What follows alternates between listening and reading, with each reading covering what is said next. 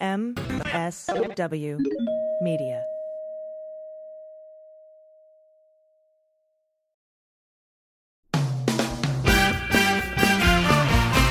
Season 4 of How We Win is here. For the past 4 years, we've been making history in critical elections all over the country. And last year, we made history again by expanding our majority in the Senate, eating election-denying Republicans in crucial state house races, and fighting back a non-existent red wave. But the MAGA Republicans who plotted and pardoned the attempted overthrow of our government now control the House, thanks to gerrymandered maps and repressive anti-voter laws. And the chaotic spectacle we've already seen shows us just how far they will go to seize power, dismantle our government, and take away our freedoms. So, the official podcast of The Persistence is back with Season 4. There's so much more important work ahead of us to fight for equity, justice, and our very democracy itself. We'll take you behind the lines and inside the rooms where it happens with strategy and inspiration from progressive changemakers all over the country. And we'll dig deep into the weekly news that matters most and what you can do about it with messaging and communications expert, co-founder of Way to Win, and our new co-host, Jennifer Fernandez-Ancona. So join Steve and I every Wednesday for your weekly dose of inspiration, action, and hope. I'm Steve Pearson. And I'm Jennifer Fernandez-Ancona. And this is How We Win.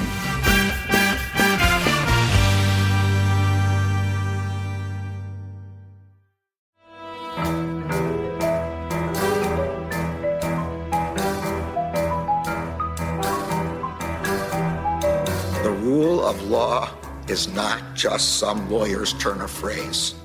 It is the very foundation of our democracy. The essence of the rule of law is that like cases are treated alike. That there not be one rule for Democrats and another for Republicans, one rule for the powerful, another for the powerless, one rule for the rich and another for the poor, or different rules depending upon one's race or ethnicity. To serve as Attorney General at this critical time is a calling I am honored and eager to answer. So yeah, now it's cleanup on aisle 45 time. And for a long while yet, it is going to be cleanup on aisle 45. Hello, everyone. Welcome to episode 21 of Cleanup on Aisle 45.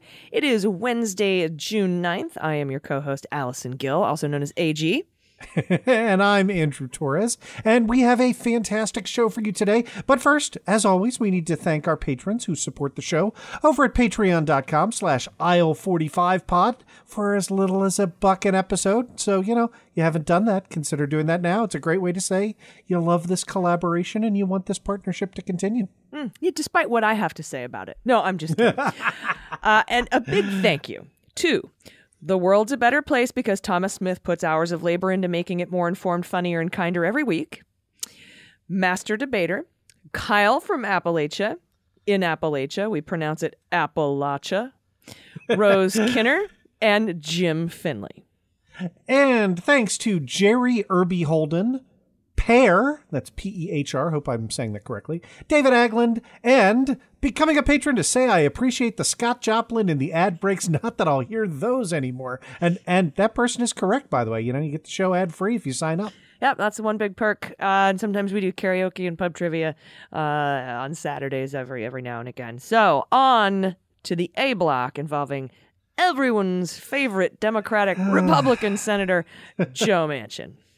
Yeah, and since I've been on Team Kyrsten Sinema is worse than Joe Manchin for, 5 months now, this real bad. Okay, so Joe Manchin wrote an editorial that was published Sunday, June 6th, the day before we're recording this, explaining why he's not only refusing to vote to weaken the filibuster, which is something he's said consistently since inauguration, but also why he'd be voting against the most significant piece of voter protection legislation advanced in the past half century. That is H.R. 1 S1, the For the People Act, which, got that one designation for a reason.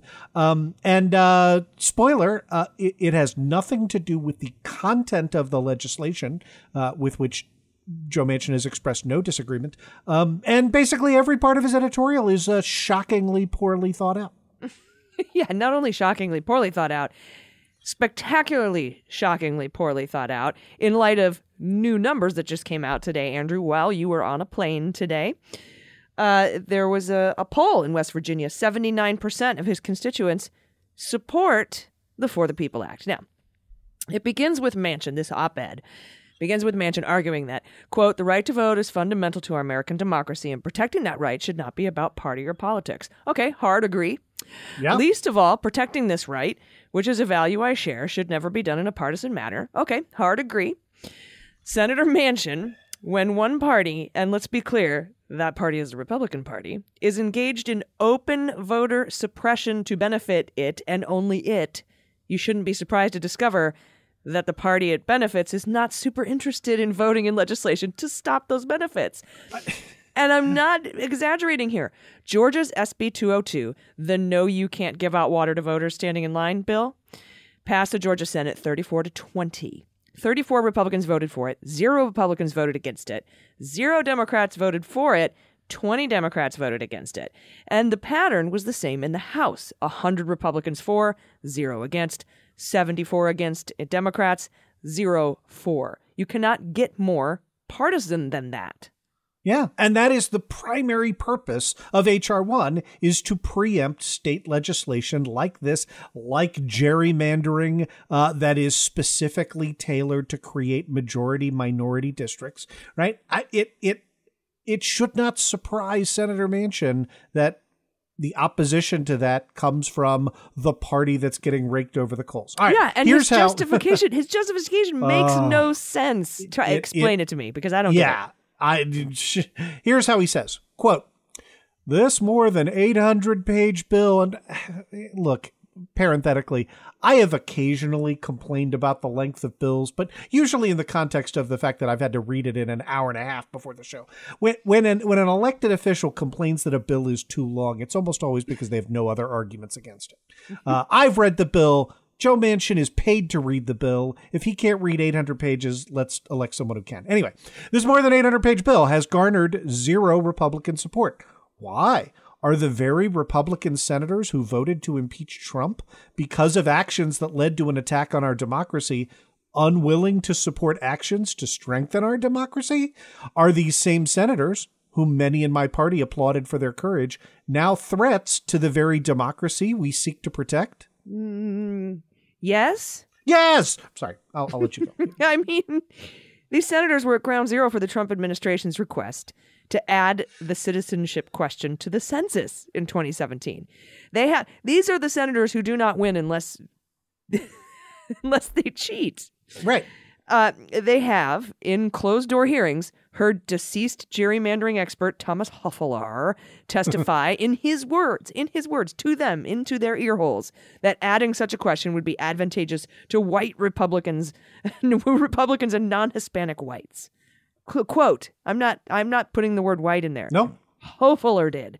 And that his effort was being put into effect across the country wherever Republicans could redraw congressional districts. So yes, we have good evidence that they're at least willing to be complicit with threats to democracy so long as they benefit from it, i.e. remain in power. The issue was that they didn't benefit from the 1-6 insurrection. Hard to argue with that, okay? But look, even if we're going to straw-bot Manchin's position, right, the argument is that we have 7 Republican senators who have the bare minimum of political integrity, right? The 3 most bipartisan, right? Lisa Murkowski, Susan Collins, Mitt Romney, you know that group, along with Ben Sasse from Nebraska, Pat Toomey in Pennsylvania, Bill Cassidy in Louisiana, and the person I picked as the focal point of Yodel Mountain back in a much more innocent 2017, Richard Burr from North Carolina. So look, let's assume that voting for the bare minimum, right? That is voting to convict a president who calls for and gets an open insurrection means that you're also for strengthening democracy. Not sure that it does, but let's make that assumption. I know that you're exceptionally good at math, AG, so you don't need me to point out that 50 Democrats plus 7 Republicans equals a number that is still not 60. Yep, very good, very good. I can confirm that math. And yep, that's an own goal.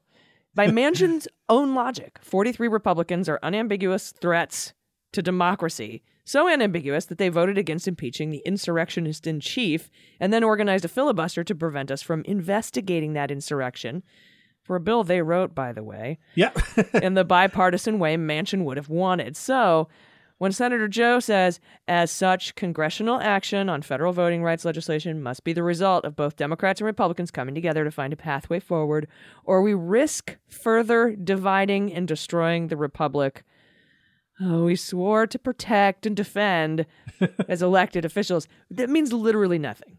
And we can prove it by doing what Manchin says he and his buddy Murkowski are willing to support, by just putting forth a clean John Lewis Voting Rights Advancement Act, right?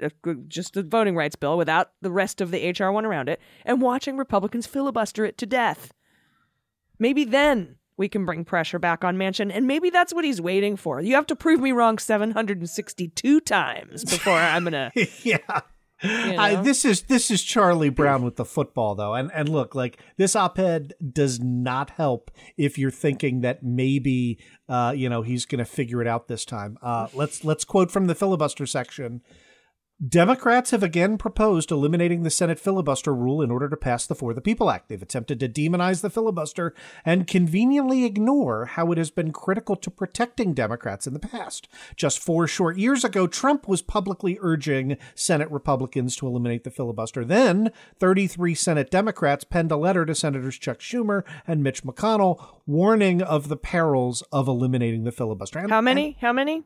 Yeah, 33. Okay. But look, Manchin is almost sort of right here in that this will make it easier for future Republican presidents with Republican Congress to pass laws, right? The bet that you're making as a Democrat is give us a fair and equal playing field and people won't elect Republicans, right? But here's the secret that I am positive Manchin knows, but won't say for some reason. I can't figure it out. The filibuster already systematically, strategically advances and benefits Republicans who, by and large, don't want to pass laws, right? They're the party of government doesn't work, and then when it does work, break it and claim that government doesn't work, right? The only law they want to pass are tax cuts, and they can already do that through the budget reconciliation process, right? So, yeah, Republicans, by and large, are really happy with the status quo. It stops them from doing truly crazy, insane stuff that would probably lose them elections anyway. I mean, by bigger margins. Yeah. And it prevents Democrats, who are the party that tells you that government can get stuff done, from getting stuff done.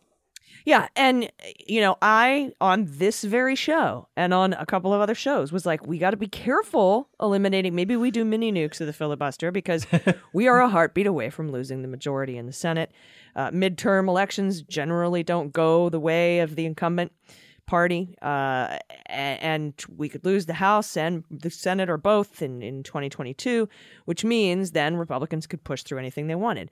But as this goes on, and that was before they used the big lie to try to shove through, and successfully in some cases shove through, voter suppression laws.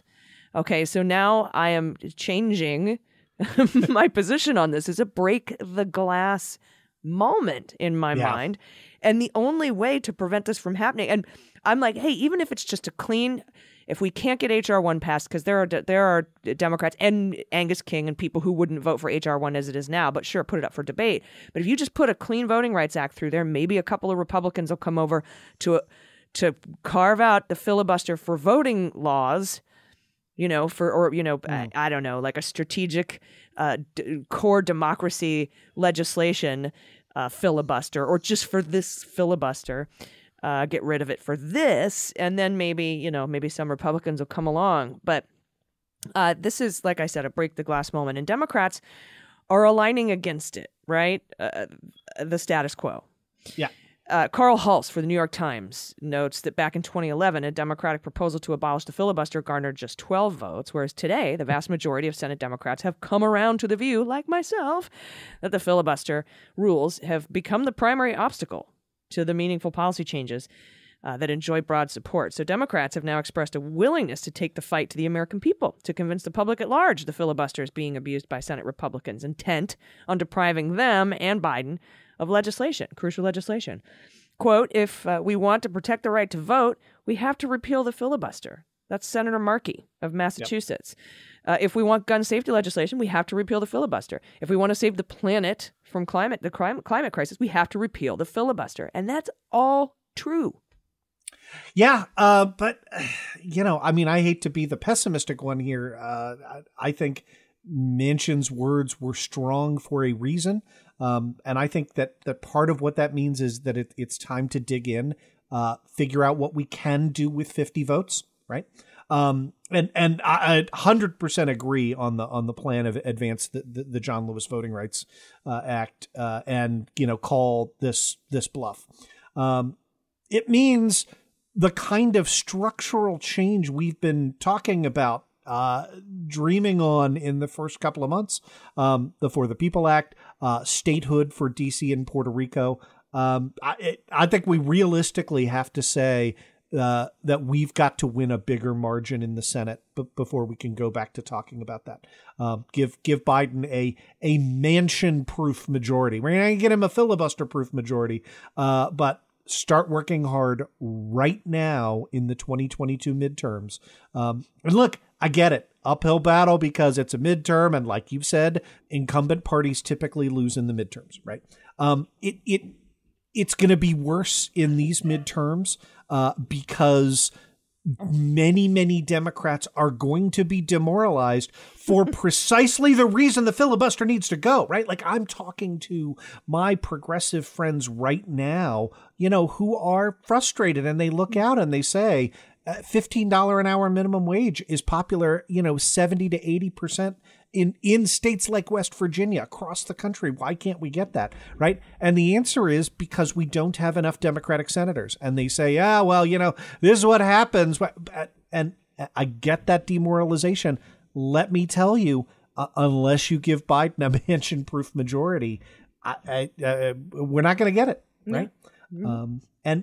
And perhaps the biggest reason it's going to be an uphill battle, we had an existential crisis, an existential threat to democracy on the ballot in 2020, right? Like you could pull people and be like, just point over at Trump and be like, monster, get monster out. And like we just barely got monster out. And Trump won't be on the ballot, but like his lackeys they will be. They are still openly running on sedition and conspiracy. And by conspiracy, I mean like we faked the moon landing conspiracy, not just, conspiracy to commit more sedition.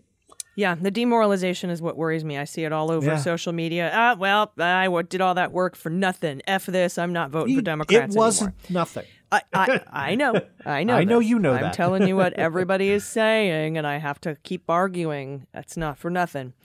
But you're right. We're going to have to circumvent voter suppression. We're going to have to jump over more hurdles to get more people out. We're going to have to do it again. We're going to have to vote in numbers too big to manipulate. And we have to do that in an environment where Republicans are going to make it harder to vote early, to vote during off hours, to vote by mail. But there is really good news here when you look at the Senate map for 2022. And this is the one thing I'm holding on to. Yeah. Republicans are retiring in Pennsylvania, Pat Toomey, North Carolina, Richard Burr, and Ohio, Rob Portman, right? Those should all be winnable seats. We can mobilize against idiots like Ron Johnson in Wisconsin and the feckless Marco Rubio in Florida. We can do this for the Senate, but we have to do it with one hand tied behind our back and in heels backwards. And Andrew, you and I talked about this. Like, all right, we got 50 in the Senate. We're not going to get to pass anything that we want to pass. We can do a couple of budget reconciliation things. We said this early on. We can do the budget reconciliation stuff. We can rule by executive order for a while, maybe use the courts to our advantage. We've talked about this, you and I, Andrew. I know that we have.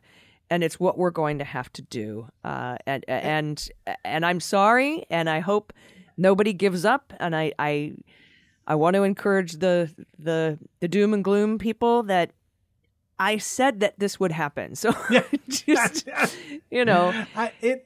just remember where you were the last 4 years, right? Like the baseline is not against, a Bernie Sanders, Liz Warren administration, with 72 progressive senator, right? Like that's not the baseline. The baseline is 4 years of Donald Trump, 2 of which were with a Republican Senate. We wouldn't be opening up again. We wouldn't be 70% vaccinated or 64% vaccinated with one shot. We wouldn't be anywhere near where we are right now. All of the other things that we talk about being cleaned up would not have been cleaned up. We would be in dire straits with hundreds, thousands of more dead. We could have a position, and look at it, right? Like the Republicans have picked a couple of strategic votes, right, in which they've come out and announced that their symbolic opposition to Kristen Clark and Vanita Gupta. If Republicans held the Senate, we might not have an attorney general right now. We might not have a secretary of state. They could literally block cabinet appointment. I mean, we went through this. You and I talked about it. We went through this in painstaking detail on opening arguments. And so, this super sucks from Manchin. We have not, rose-colored that in any way whatsoever. But if you look back at all of the things that, we have rightfully been proud of over the past 4.5 months, that there's a lot there. And I think that's enough to say, like, let's get out and organize. And if you get right, it's not like Biden has said, well, hey, I really approve of what Joe Manchin is doing. No, Biden threw a press conference and said, I sometimes feel like these guys are playing for the other team, right? Like I feel like we've done an awful lot to be able to move Biden to the left. And the question is, are you willing to keep working? I loved your analogy to the, doing it backwards when in heels. Somehow, I think our women listeners are probably a little less fragile and a little more, willing to say, yeah, that the system's stacked against us. It doesn't mean you don't try. Yeah, we got this. Come along. All right, we'll be right back. We got to take a quick break. We're going to come back and talk about some better news in the cleanup on aisle 45. And maybe we'll get to a little bit of more of my angst about this new Department of Justice. We'll see. Anyway, we'll be right back. Stay with us. Hi, everyone. Thanks for supporting Cleanup on Aisle 45. This is Allison, and today's episode is brought to you by the good people at Talkspace. Using Talkspace feels a little like having a therapist in your pocket. That's why being able to reach out to my therapist or my psychiatrist anytime from anywhere makes taking care of my mental health really easy. I'm more relaxed when I'm traveling, just knowing that they're there. Knowing if I need to talk with my therapist, I can just send a message from wherever I am. Working through things in therapy can be tough, but connecting with my therapist is not. I wholeheartedly recommend Talkspace for therapy. You can sign up online and start therapy the same day. And you can text, video, or send voice messages to your licensed therapist. It's so incredibly convenient to have virtual sessions from the comfort of your own home. Talkspace is a fraction of the cost of in-person therapy. Instead of waiting for an appointment, you can send unlimited messages to your therapist 24/7, and they'll engage with you daily, 5 days a week. Talkspace has thousands of licensed therapists with years of experience in over 40 specialties, including depression or anxiety, substance abuse, trauma, anger management, relationship issues, food and eating, so much, so many experts. Talkspace is secure and private, using the latest end-to-end bank-grade encryption technology to store client information and complying with the latest HIPAA regulations. As a listener of the podcast, you get $100 off your first month with Talkspace.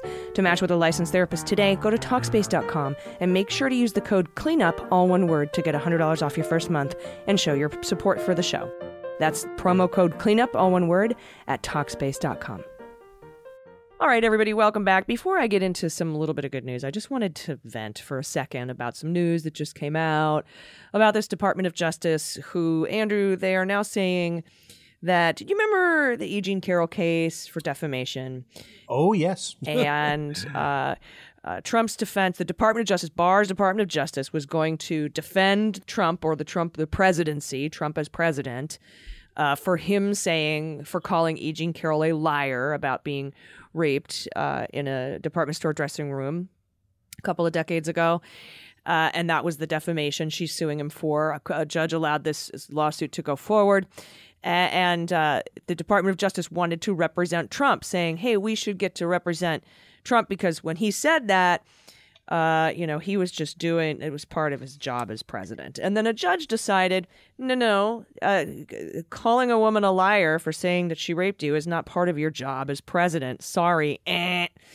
Well, now this Department of Justice has weighed in and said, we're going to defend the president here, the former president here, and say that what he said was part of his job, part of his duties as president. And they want to use our tax dollars to defend his defamation because he said it while he was president. Yeah. And look, this is where institutional checks are important. And how do we get back into a position where we can reinstate actual institutional checks with teeth? Well, that was sort of the point of the A segment here. The reason that you need those is because any incumbent president has a very, very strong incentive to want parts of the law that are interpreted ambiguous, that are legitimately ambiguous, to then be interpreted in their favor when they're the guys calling the shots, right? And so here's the issue. The issue is what counts as the official performance of your duties. It is, in my view, not a preposterous argument to make, right? Again, we covered this case extensively on opening arguments. I think I even came on Daily Beans to talk about it with you. I know you and I have talked about it a lot, off the air, if not. So, our listeners know which side we're on. But I need to tell you, as a matter of case law, it is not a preposterous position to basically say the president, particularly when answering questions from the press, is always on the job, right? It's part of his job is to publicly be the leader of the country and answer questions and talk about it. And he's always the president. He's never not the president. I thought we got a very, very good decision from the U.S. District Court for the District of Columbia, saying, no, this falls into more of a category because the closest case that's on point involved a congressman saying anti-Semitic stuff, right? And the court said, yeah, this seems closer to that case, that you saying things about credible rape accusations is not part of doing the job of the president. But I'm not surprised that an executive agency would want to. I'm disappointed, but not surprised that an executive agency would want to come in and on appeal argue for the broadest possible interpretation, even if it's in service of the worst possible human being. Look, like this is, we should expect these fights. It's part of why, I've talked about institutional checks, but like virtually all of the decisions that enabled us to survive by the skin of our teeth in the Trump administration were adverse Supreme Court rulings, typically stemming from Clinton v. Jones, right? In the Paula Jones matter, right? And so the kinds of things that, extreme partisans were, arguing against 30 years ago, sort of came back, or 25 years ago, came back to protect us. I know you're not buying what I'm selling here, but I'm doing my best. Well, let me give you, because first of all, Judge Lewis Kaplan, right? She's the one who held, he's the one who held, while commenting on the operation of government is part of the regular business of the United States, commenting on sexual assault allegations unrelated to the operation of government is not. Yep. And I stand by that one. And then Joyce Vance says, I do understand. She understands the Department of Justice's argument. She says, but the timing seems important here. And in cases that the DOJ cites, the conduct that is the gravamen of the tort seems to have occurred during the period of employment, which isn't the case here, right? That's not the case here. But the cases that the Department of Justice is citing, the thing happened during employment. And she goes on to say, if Department of Justice loses the case, Trump will just claim they threw him under the bus. And she goes on to say, as a practical matter, what appears to be an effort to protect the Department of Justice's ability to defend employees in future cases seems more like a lose-lose for them. And that's kind of where I stand on it. So I love Joyce Vance, as you well know. I don't disagree with what she was saying. I would say, as a lawyer, right, the reason you can draw that distinction is because the case law is ambiguous. And I don't know that the most salient aspect of what counts as on-the-job performance is whether commenting on the underlying event also occurred while you were on the job, right? Trump's alleged rape of E. Jean Carroll did not, right? I mean, that's very, very clear. But you could imagine a situation in which something happened before you were president, but then gets discovered when you're president, and you're asked to comment on it. None of this is to say. I think that you fucking look, man. All I'm saying is. That I think just say no comment. Seriously, I agree with that. I applauded the DC court's decision. I hope that it's upheld on appeal. I think it's in a good spot to be upheld on appeal. I think it's bad that the DOJ has decided to intervene. But I'm not surprised, is all I'm saying. Yeah, but then that looks bad for the DOJ for even making that stupid fucking argument in the first place. All right. All right. We could go on forever on that. I want to air it, right? Yeah. Although I had to drop one of my first dissertation project because it was about military sexual trauma, and I was too biased to be able to think and argue clearly. It might be the case right here, and so what I would like to do is to move on to talk about something good that happened this week within the Biden administration, which is this, I admire your effort. which is this really great bolstering of the Endangered Species Act. They announced Friday, Biden administration, that they have plans to roll back policies from the Trump administration that severely weakened the Endangered Species Act. Because, why not? Andrew, we all remember the Endangered Species Act. Oh, yeah, that's the half-century-old law that saved the bald eagle. It saved the humpback whale. It saved the grizzly bear and, probably dozens of other species. I thought Captain Kirk saved the humpbacks. Admiral, there be whales here.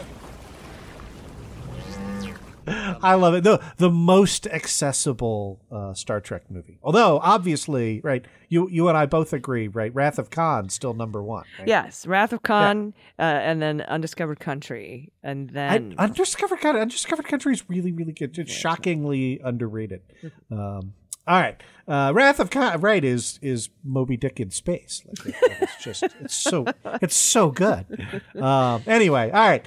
So Biden's U.S. Fish and Wildlife Service and the National Marine Fisheries Service are moving to undo, right, through new rulemaking, much of the Trump administration's work that altered the ways that various habitats of plants and animals that are on the verge of extinction were kept from total collapse. Oh, kind of like the 2020 election.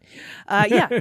And this decision to bolster the government's power to protect endangered plants and animals comes as the world finds itself in the midst of what the UN scientists say is a worldwide decline in biodiversity that threatens to erode food systems and other key parts of the global economy. Yeah. And again, all of this stems from, we covered this on episode 1. This is one of those day one executive orders, in this case, Executive Order 13990, that Biden came, pen in hand, already pre-written, just ready to sign. So implementing that executive order, the Principal Deputy Director at Fish and Wildlife Service, Martha Williams, said in a public statement that she will work with industry and Native American tribes to not only protect and recover imperiled wildlife, but also to ensure that the Endangered Species Act and other cornerstone conservation laws are helping us meet 21st century challenges. Right, because it's an old law. And under former Interior Secretary David Barnhart, Trump whittled down multiple longstanding protections for wildlife in favor of, you guessed it, industry, loggers, ranchers, and other corporate interests. Big surprise. And there's lots of examples of that policy shift. Yeah. And again, we're talking about a lot of structural things in this episode. So one of the biggest examples that it was really hard to explain publicly how bad this was when, as direct result of a Trump executive order, executive officials implementing that EO allowed wildlife officials to take the economic cost of conserving species into account when deciding whether to put a plant or animal on the endangered species list in the first place, right? And the reason that that's terrible is you're now double counting the costs, right? Like the whole idea of identifying a species as endangered is to say, okay, here's where the problem is now, right? Let's use a cost benefit analysis and figure out how to fix it. This said we define endangered by a complex of factors that includes, how hard is it to save a snail darter anyway, right? And that move was decried by environmentalists as violating both the letter and spirit of the law at the time. But again, it's hard to raise public outrage on structural stuff. Yeah. And they also made it easier to remove protections for threatened species, such as the American burying beetle, which once scurried nearly everywhere east of the Rockies, but now lives only in a few parts of the country, and it's further threatened by climate change. Under Trump, the Fish and Wildlife Services weakened protections for that beetle at the behest of oil and gas drillers who must work around the imperiled insect. We've heard about this for decades, this kind of stuff. And here's the thing, and I really love that you begin that by talking about a beetle, because right, we have this kind of double-edged sword with the Endangered Species Act, where it's really easy to get people to love and care about like panda bears and white rhinos and super cute animals. Preserving insect species and biodiversity is often crucial to the kinds of habitats that makes it possible for the cute animals to live in, right? Yes. And like, you get, it's why I mentioned the much maligned snail darter that was like, this is what Republicans want to do. They want to be like, oh yeah, you care about saving snails and beetles and whatever. Look, like when you upset the bottom of the ecosystem, right? You have no idea what's going to happen, right? Like that's how you get murder hornets, right? Like that's how you get colony collapse disorder. Like it's just, we have no way to protect it. Anyway, Biden is going to revise or rescind those rules. And David Henkin, senior attorney at Earth Justice, which sued the Trump administration over those changes, said that the Biden administration's announcement is, quote, excellent news for critically endangered species. So again, right, you had a lot of pessimism so far this episode. It will be way worse with the other guy in charge, right? Our guy's still doing everything he can. So yeah, and get this. The Republican response is that they're criticizing the move because it could potentially undermine any push to rebuild roads, bridges, and other infrastructure if opposed by environmentalists. That is right. That's right. The infrastructure bill they are fighting is their excuse to fuck over endangered plants and animals. Just classic Republican argument, right? It's like why are we giving money to, foreign nations when we have poor people at home that I can vote against trying to give money to? Right. Yeah, we have, that's their whole thing, right? We have homeless veterans right here. Why are we sending money to the Northern Triangle? Right. Oh, will you vote on this bill for the homeless veterans? No, get that shit out of my face. Right. So Republican Representative Bruce Westerman from Arkansas actually says, quote, by reinstating burdensome regulations, this administration has once again opened the door for environmental groups to weaponize the ESA, that's the Endangered Species Act, and use it to delay critical projects across the country, not adding that I'll also vote down at a moment's notice. Weaponize the ESA to delay critical projects. Why are they weaponizing it? It's to stop you from making extinct species and wildlife. Like, what else is their fucking goal? I can't. Yeah. Now, many environmentalists say these moves don't go far enough. Of course, there's still a lot of work to do. Plenty of other Trump moves, including a decision to deny protections for the monarch butterfly along the West Coast. That still remains on the books. But we'll keep you posted. I'm sure they're going down the list as fast as they can. Mm-hmm. All right. Hey, everybody, we're going to be right back with CNN exclusive Rudy Giuliani tapes. You don't want to miss it. Stay with us. Hey, everybody, it's AG for Cleanup on Aisle 45. Remember when telehealth was a nice idea? Something that seemed convenient but not necessary? Well, that is a thing of the past, and how many of us can't imagine going to a doctor's office right now, you know? I mean, thankfully, there's practical and affordable ways to take control of your health and get personalized care from the comfort of your own home. And that's SteadyMD. That's where they come into play. SteadyMD Primary Care is your personal doctor online. It is telehealth done right. You start by taking a quiz and get matched with a licensed primary care physician who understands your lifestyle and your health needs. Next, you have a 1-hour intake appointment with your doctor to start a real relationship, and after that, your provider's available anytime by text, phone, or video. Unlike other services, this isn't a random doctor on call. Each SteadyMD doctor has a limited number of patients on their panel, so they have time to listen and give you the personal attention you deserve. I actually found their quiz to be really informative and very easy to take, very user-friendly, and I love my match, my provider, catered just to me. I felt immediately comfortable and confident in my physician. SteadyMD Primary Care can help you get and stay healthy, manage chronic conditions and concerns, reduce stress, lose weight, sleep better, feel better, boost your immunity, so much more.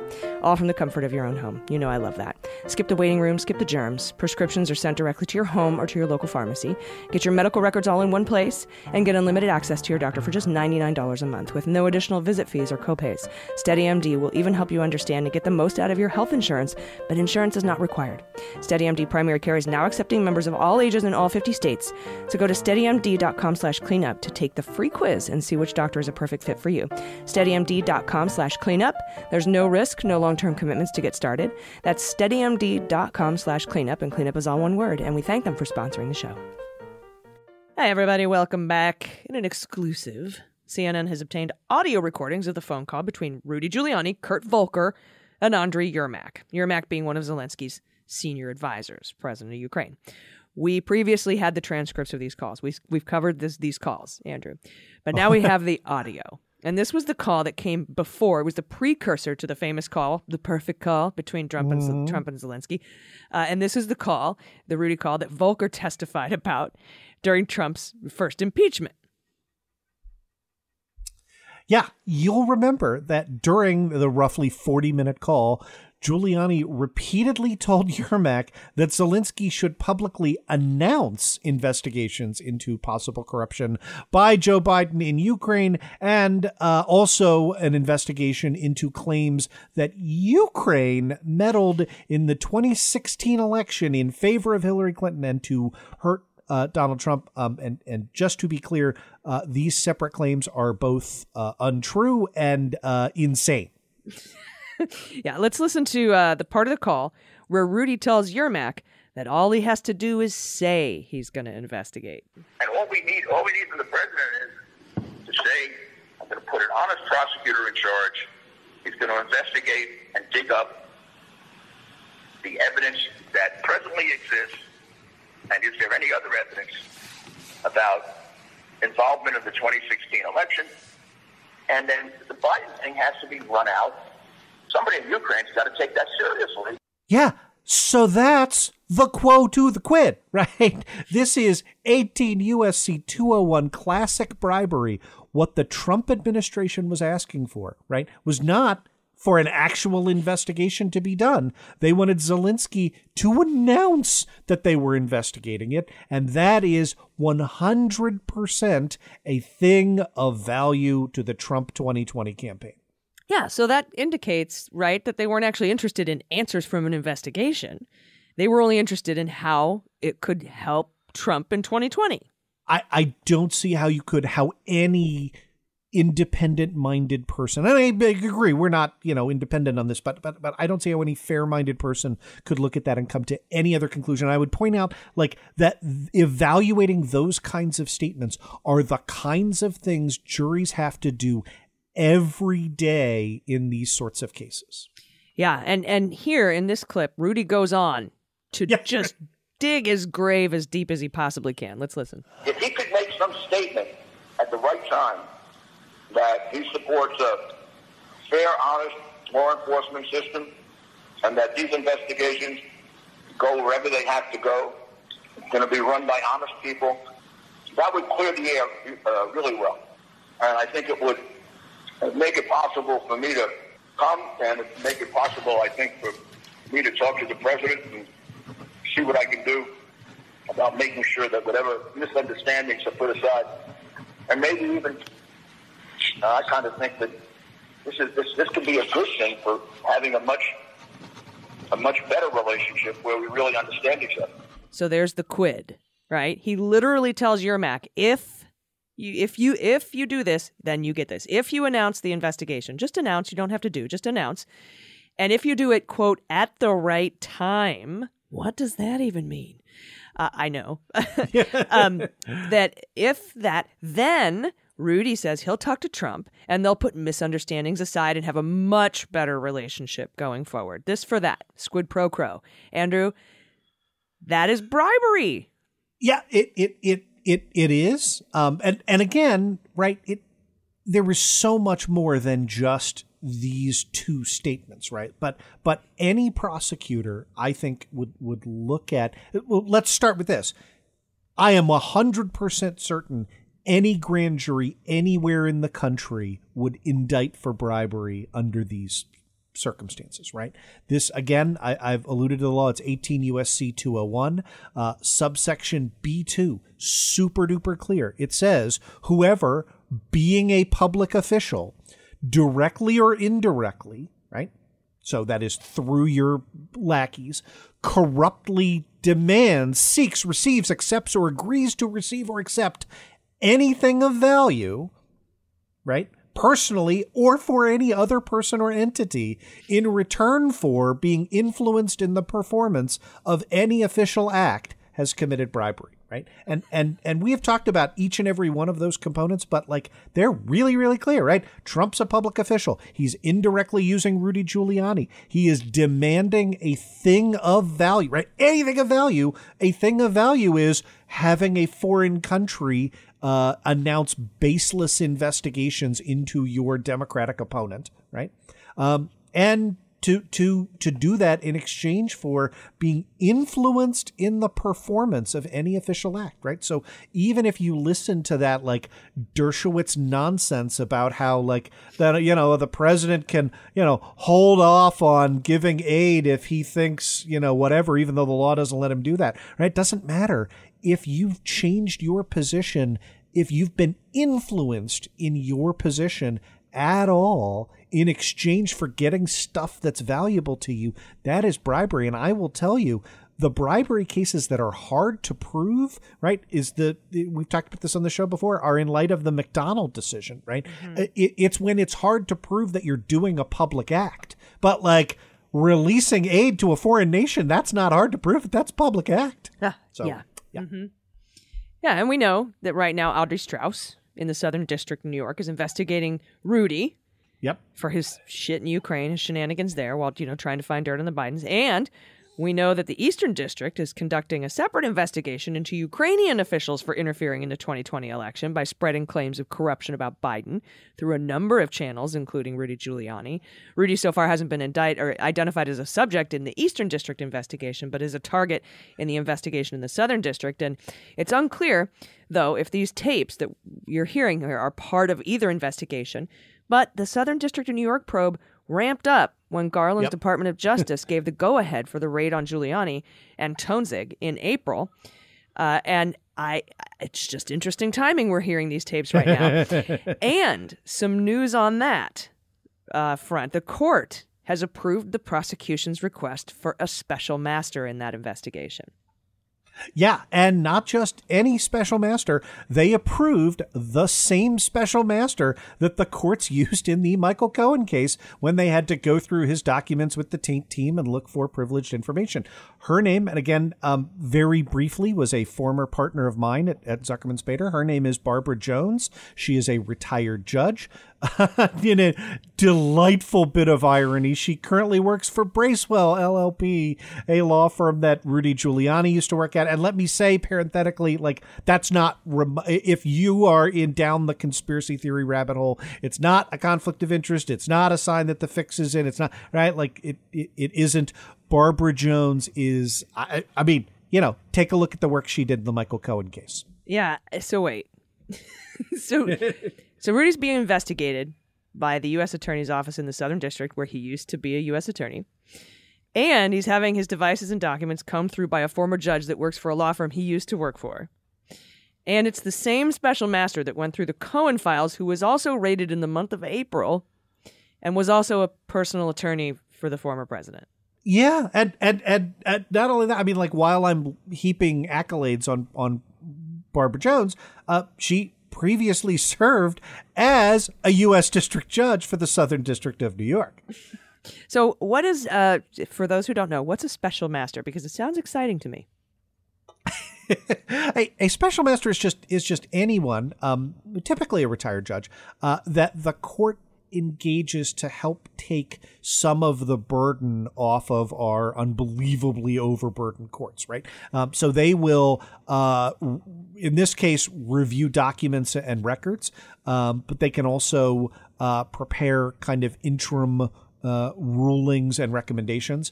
In the Cohen case, right, you used a special master because the documents were seized in an attorney's home and office, right? And, was part of the impartial team review to make sure that there weren't documents that covered attorney-client privilege. It was super easy in Cohen's case because he's not a real lawyer.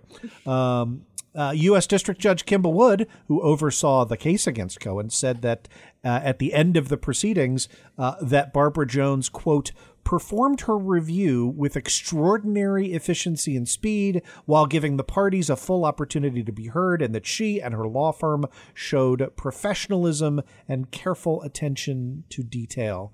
And, he can call me out like that anytime. Well, if previous timelines are any indication, Cohen was raided in April and pled guilty to charges in August. Do you think we could be looking at an August time frame for Rudy as well if they decide to bring charges, or is there a lot more they have to go through? So here's the thing. He's an actual attorney. Yeah.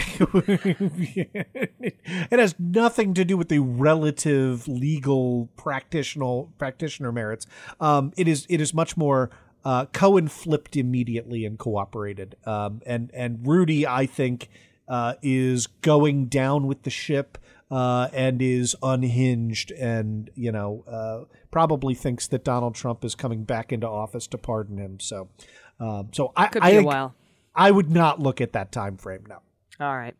Well, we do have one more quick break, and then we'll get back to the D block for our favorite segment, Comings and Goings. But we do have to take this quick break. Thank you so much. Hey, if you don't like the commercials, which I do. I kind of like the commercials. I read them. I mean, I like the Andrew, ones you read. Them. We got the good music behind them. We got the job behind them. But you can become a patron, or you could, just hit that arrow button. But either way, stick around because we'll be right back. Hey everybody, it's Allison for Cleanup on Aisle 45. Fun fact, most home remedies and over-the-counter acne products do not work. I'm sure you know. And even worse, they can damage your skin. When I was a teenager, a friend of mine told me to put toothpaste on my blemishes. Then I brushed my teeth with zip cream and shampooed with mouthwash. None of it worked, by the way. But you know what does work? Prescription treatments. And that's why we're excited to partner with Apostrophe. They are sponsoring this episode. Apostrophe is a prescription skincare company that offers science-based oral and topical medications that are clinically proven to help clear acne. Apostrophe connects you with a board-certified dermatologist who will create a personalized treatment plan that is perfectly tailored to your unique skin. Simply fill out the online quiz and your skin goals and your medical history. Snap a few selfies for your dermatologist, board certified, and they'll create a customized treatment plan for you. Apostrophe treats acne, but they can also help hit other skincare goals like reducing redness, wrinkles, and even dark spots. My personal skincare goal is to avoid acne because, I don't know, for some reason in menopause, I don't have my zit clemency yet. I've been waiting, but I do not. And so this has been so helpful to me. I also want to reduce some dark spots, and I want my skin to always look its best. And Apostrophe is really nice to know you have a real dermatologist with Apostrophe, and your plan is tailored just for you. Submitting my first visit was quick. It was easy. Took minutes. I didn't need to schedule an appointment. Best of all, I didn't have to go to the pharmacy or wait in line to get in my meds. I didn't have to go to my primary care physician to get a referral to a specialist. They sent me directly there to this board-certified licensed dermatologist, and they sent me a cute postcard and stickers to personalize my prescription bottle. It's very fun. And we have a special deal for listeners. Save $15 off your first visit with that board-certified dermatologist at apostrophe.com/cleanup and use code cleanup, all one word. This code is only available to you. So to get started, just go to apostrophe.com/cleanup and click begin visit. Use our code cleanup at sign up and you'll get $15 off your dermatology visit. That's apostrophe.com/cleanup and use that code cleanup to get your normally $20 visit just for $5. Where are you going to get a board certified dermatology specialist copay for $5? It's amazing and they're wonderful and it's so fast and easy. Again, use the code cleanup to get your dermatology visit and save $15, and we thank Apostrophe for sponsoring the podcast.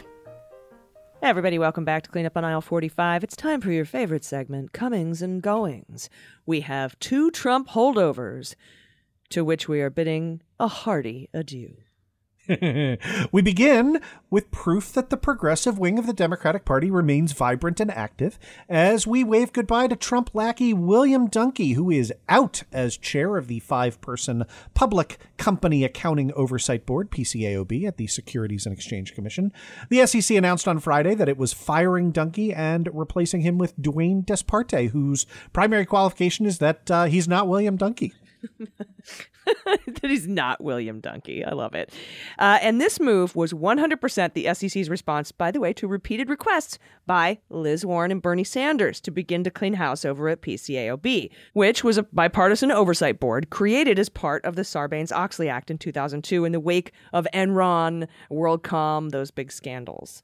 The PCAOB's job is to oversee the independent auditors that big companies are required to hire to verify their numbers.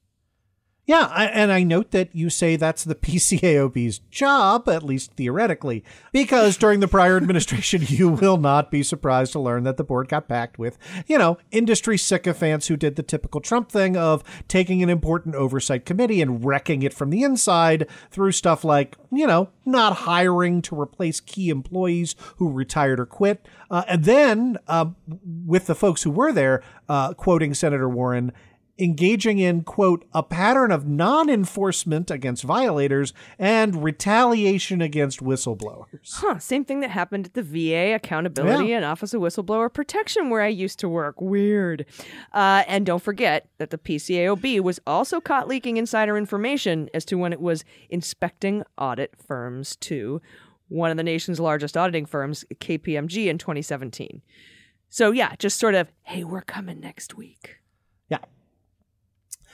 So again, this is reminder number, 7 or 8 in this episode that one of our major political parties, and hint, it's the Republicans, has as a core tenet of its ideology that government doesn't work, and then proceeds to prove that by immediately breaking the levers of power whenever they're elected to office. Yes. So people, stop electing Republicans.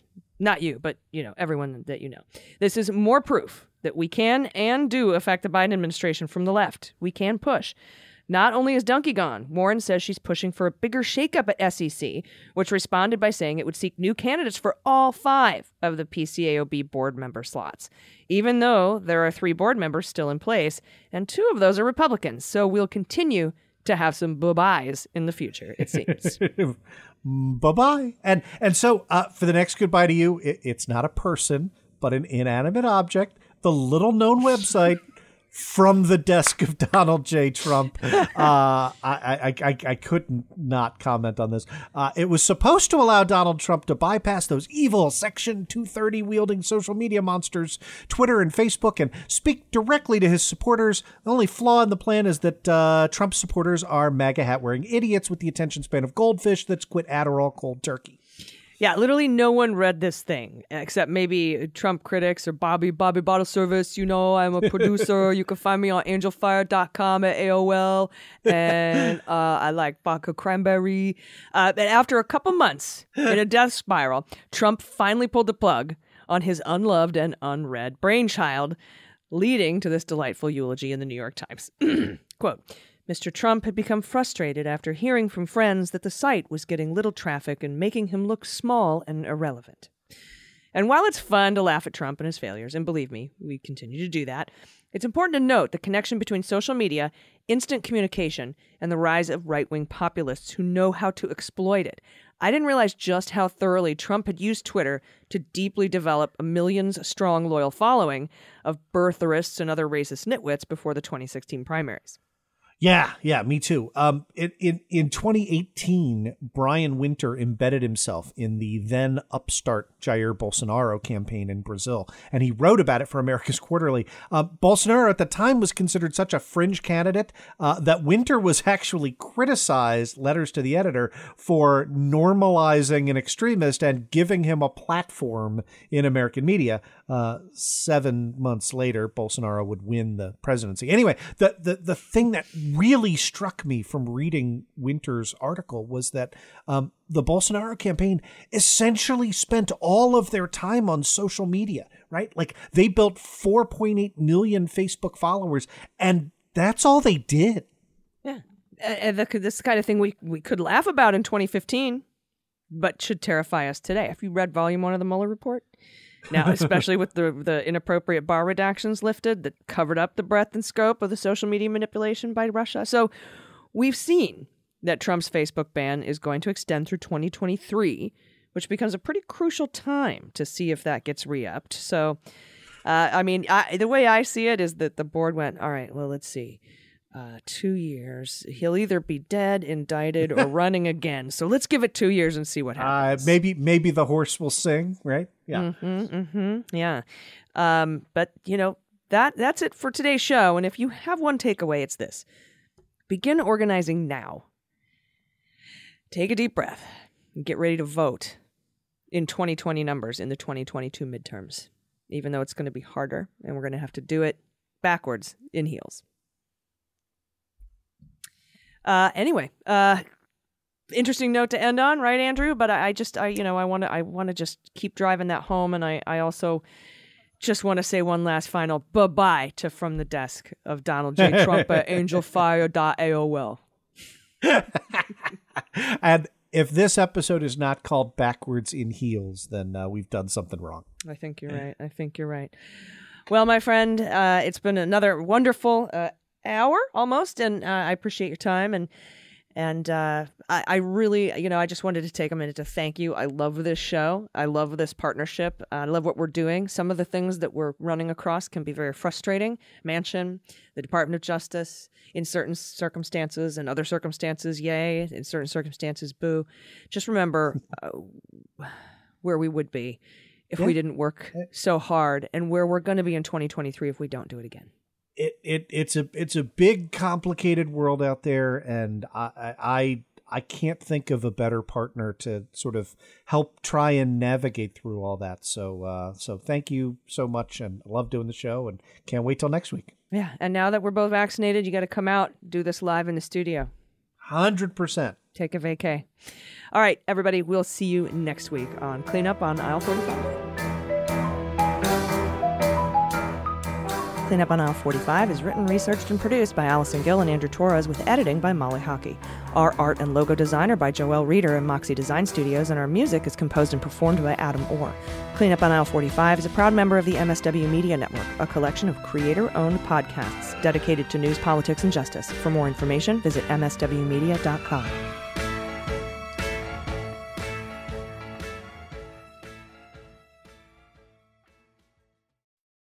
They Might Be Giants have been on the road for too long. And They Might Be Giants aren't even sorry. Not even sorry. And audiences like the show's too much. And now They Might Be Giants are playing their breakthrough album, Flood. All of it. And they still have time for other songs. They're fooling around. Who can stop They Might Be Giants and their liberal rock agenda? Who? No one. This ad was paid for with somebody else's money.